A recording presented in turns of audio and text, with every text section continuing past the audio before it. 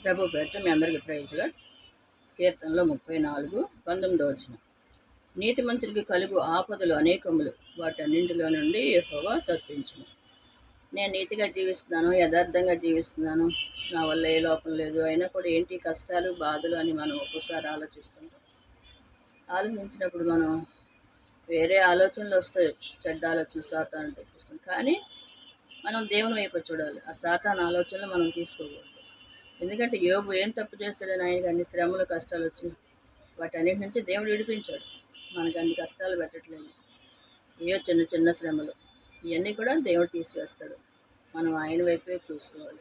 ఎంత యథార్థంగా నీతిగా జీవించిన ఈ సమస్యలు, ఈ జీవిత ప్రయాణంలో సమస్యలు వస్తూనే ఉంటాయి, పోతూనే ఉంటాయి. అవన్నీ కూడా మనం పట్టించుకుంటే చాలా బాధపడాల్సి వస్తుంది. అందుకని ఏం పట్టించుకోకూడదు. ఎలా జరిగేది అలా జరుగుద్ది.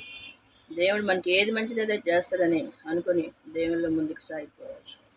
అప్పుడు మనం మనశ్శాంతిగా ఉండగలుగుతాం. దేవుని కృప మీ అందరికీ తోడుగా ఉండను గాక. ఆమేన్.